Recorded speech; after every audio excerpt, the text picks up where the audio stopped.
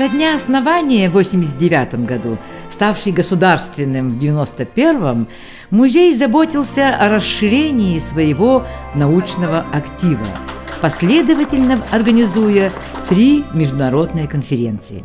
Уже в 1992 в Якутске впервые на советском пространстве прошла международная конференция на полузапретную ранее тему «Шаманизм как религия. Генезис, реконструкции, традиции». В докладах были представлены научные школы 42 университетов из СССР и 14 стран дальнего зарубежья, вплоть до Австралии. В краеведческом и художественном музеях состоялись выставки. Большой интерес вызвал показ этнографических фильмов ученых из Венгрии, Прибалтики, Приморья, а также концерты носителей живых фольклорных традиций, сценические реконструкции шаманских ритуалов встречи солнца на Ленских столбах, где на теплоходе состоялось завершение конференции. Целую неделю 3 больших конференц-зала были сверхпереполнены. Успех конференции раскрепостил народное сознание, вдохновив и дав толчок возрождению национальной культуры. На русском, якутском и английском языках были изданы по сей день часто цитируемые тезисы конференции, переизданы труды выдающегося якутского репрессированного ученого Гаврила Васильевича Ксенофонтова. На эмблеме конференции сюжет из писаницы на скале Хаякутуруга, что на Лене выше Якутска. В течение 5 лет, выиграв гранты президента России, фонда Сороса и федеральной целевой программы «Культура Россия», получив софинансирование местных структур, в августе 2000 года в Якутске состоялась первая в истории отечественной науки специализированная конференция «Музыкальная этнография тунгусо-маньчжурских народов». Состоялся междисциплинарный диалог специалистов в области музыковедения, хореографии, этнографии, филологии, истории, антропологии. Прозвучало 53 доклада ученых из 10 регионов России, США, Канады, Венгрии, Италии, Южной Кореи на заседаниях, посвященных инструментальной музыке тунгусо-маньчжурских народов, круговым танцам, музыке эпоса, музыке обрядов и песен. В 7 этнографических концертах приняло участие 30 исполнителей фольклора из 3 регионов России – Хабаровского, Приморского краев, Ивенкийского автономного округа из Красноярского края и 8 улусов Якутии. В музее состоялась выставка традиционных музыкальных и фоноинструментов, то есть всего, что звучит, от детских игрушек до шаманских атрибутов. Состоялся просмотр этнографических фильмов, ежедневно велись записи фольклора для фондов музея, радио и телевидения. Опубликованы тезисы конференции. Эмблемой стало изображение 11 дворцовых инструментов на археологическом артефакте, древнейшем бронзовом зеркале, символизирующем магический щит, отражающий невидимые стрелы злых духов. Через 3 года, в 2003 году, музей организовал 3-ю международную конференцию «Фольклор полиазиатских народов». Первая в истории науки по данной тематике конференция состоялась благодаря поддержке федеральной целевой программы «Культура России».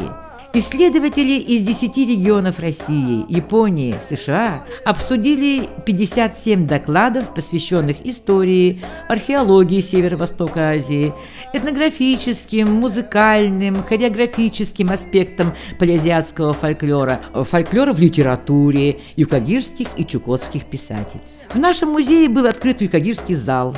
В 2 этнографических концертах приняли участие старейшие носители фольклора юкагиров Верхней и Нижней Колымы, чукчей Нижнеколымского улуса Республики Саха-Якутия. Музей подготовил издание материалов конференции. Эмблема состоит из 3 символов: ворона, демиурга эпохи первотворения, культурного героя, первопредка, плута-трикстера в фольклоре полиазиатов, Тело его – символ космического яйца, из которого явилась Вселенная. На нем изображен один из петроглифов со Средней Лены. А сейчас небольшая экскурсия по залам музыкальной этнографии якутов и залу Аланхо. Вы познакомитесь с землей первотворения якутских Аланхо, эвенкийских нингаканов, которая была маленькая, размером с коврик, сделанный из шкуры головы одного оленя, с маленькими деревьями, реками, горами, животными. Вы познакомитесь с мировым деревом Аллукмас, корни которого уходят в Нижний мир, ветви в Верхний мир, со стволом в Среднем мире. Именно в таком дереве живет Ичи, дух-хозяйка родной земли героя Аланхо, Ана Лахчин-Хотун. А вот и другая схема Вселенной скульптора-философа Роберта Петрова, где показаны 9 ярусов Верхнего мира, Средний мир, населенный духами-хозяевами Ичи, дома, хатона-коровника, озерка, леса, и 9 ярусов Нижнего мира. Здесь мы обычно спрашиваем детей, почему якуты раньше не хоронили в земле? И нам очень правильно отвечают, как же человека отдать в Нижний мир? Сейчас вы видите макеты разных способов захоронений древних якутов, относящихся уже к разделу шаманизм. Раздел шаманизма является как бы рекламой наших специальных лекций о семантике шаманского костюма, о структуре камлания, шаманским бубнам Северной Азии посвящен наш первый из 3 интерактивных экранов. На этом интерактивном экране представлен быт и духовная культура 37 народов. По каждому народу 7 разделов, которые наполнены информацией, а также фотографиями, аудио, видеоматериалами. И давайте посмотрим на примеры венков.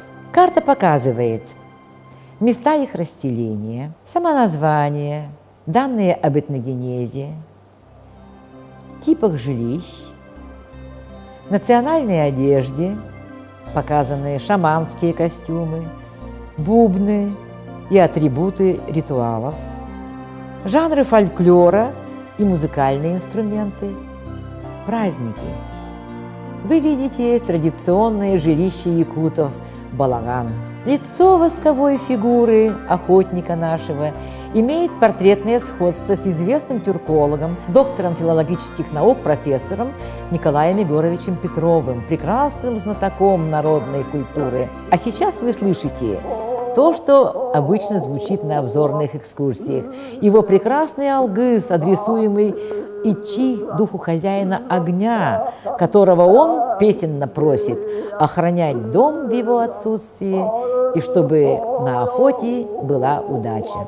Его пение иллюстрирует один из 3 стилей интонирования песенных разделов Аланхо. Представители каждой из 3 сфер Вселенной изъяснялись на своем песенном языке. Вы видите 2-й интерактивный экран, заполненный тоже фотографиями, аудио, видеоматериалами по жанрам фольклора, сказителям, самодеятельному и профессиональному искусству. А потолок нашего зала – это макет звездного неба. Мы выбрали самые известные мифы народов Якутии о звездах, созвездиях, солярные, лунарные мифы. Перед вами диорама Аланхо Платона Алексеевича Аюнского «Нюргун-Батор стремительный» с передвижными магнитными куклами. Здесь проходят занятия с дошкольниками. Нами создан первый одночасовой анимационный фильм по Аланхо Аюнского. Русский дикторский текст наложен на сокращенную фонограмму Гаврила Гавриловича Колесова. А для знающих якутский язык школьников, студентов, взрослых нами подготовлен абонемент из 4 аудиозанятий на основе эталонной записи выдающегося исполнителя Гаврила Колесова для тех, кто адекватно оценит языковое богатство, разнообразие сюжетов грандиозного Аланхо Аюнского. Каждая из этих маленьких, как бы театральных сценок представляет отдельный сюжетный мотив Алан-Хо. Каждый из них является художественным отражением обрядов жизненного цикла дородильных, родильных, послеродильных, свадебных, шаманских ритуалов. Структура эсэха аналогична структуре свадьбы на территории жениха, второй свадьбы, первая на территории невесты. Мы рассказываем о празднике летнего кумысопития, старинном Новом годе якутов эсэхи и показываем фрагменты собственного научно-популярного фильма с игровыми фрагментами «Якутская свадьба. XIX век» кинорежиссера Сергея Зверева. И завершается наша экскурсия знакомством с якутским инструментарием. Обычно дети с удовольствием пробуют играть на специально сделанных для них инструментах и старинных звуковых игрушках. Выездные занятия с народными инструментами обычно имеют успех у ребят. Музей проводит и предлагает разнотематические концерты классической музыки в исполнении звезд якутской оперной сцены. Сольная программа заслуженной артистки республики Анны Дьячковской, романсы Чайковского, Рахманинова, якутских композиторов в рамках нашей ассоциации музыкальных музеев и коллекций успешно прозвучала в Доме-музея Федора Ивановича Шаляпина в Москве, Петра Ильича Чайковского в Клину, Сергея Васильевича Рахманинова в имении Ивановка Тамбовской губернии. После такой апробации неудивителен был успех певицы в Японии, в Хоккайдском историческом музее в городе Саппоро, в Хоккайдском музее северных народов в городе Абашири. Большой успех у детворы имеют выездные интерактивные занятия, игры народов Якутии. Современные дети, сидящие у компьютеров, разучились играть. Народные игры, помимо развлекательных функций, в подтексте хранят наблюдение за природой, представление о мироздании, мифологии, прививают хозяйственные навыки. И все это на наших глазах уходит в тень прошлого под натиском индустрии досуга, предлагающей техногенные заменители игр. Знакомство с играми чукчей, эскимосов и юкагиров, эвенов и эвенков, якутов вызывают уважение к ловкости и силе охотников, гибкости их ума, наблюдательности. Знакомить с культурой как бы изнутри. С первых дней своего существования музей тесно сотрудничает с общинами коренных малочисленных народов Севера. Так, 20 лет назад при содействии и поддержке музея был реконструирован главный эвенкийский календарный праздник Бакалдын. 2 года музей помогает городским эвенам в реконструкции праздника «Встреча солнца», проводимом в феврале, когда после долгой полярной ночи появляется розовая полоска на горизонте.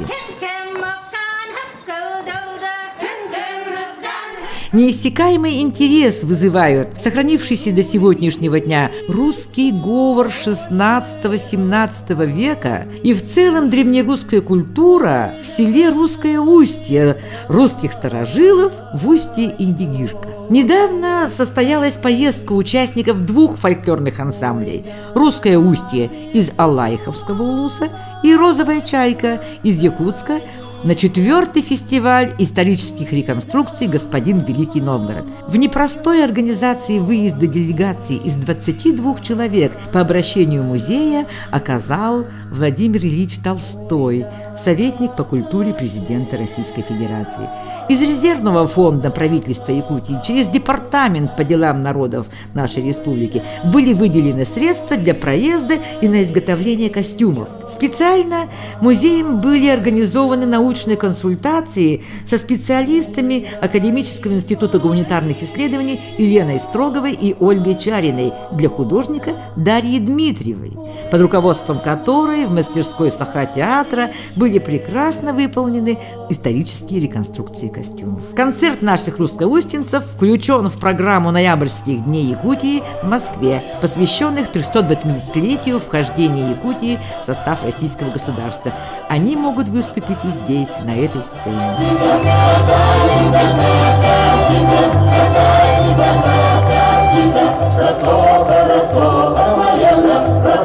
Немало,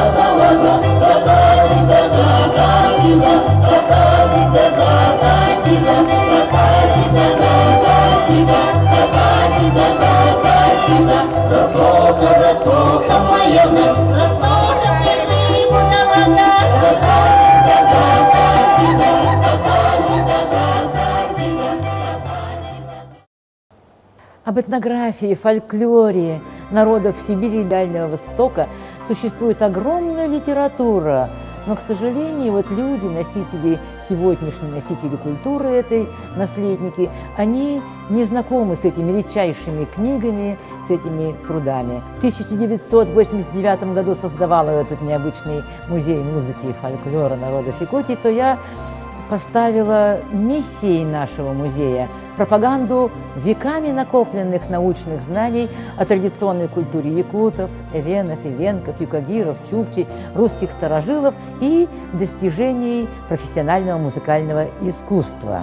И я думаю, что этим мы служим воспитанию толерантности в нашем многонациональном социуме. Добро пожаловать в наш необычный музей музыки и фольклора народов Якутии.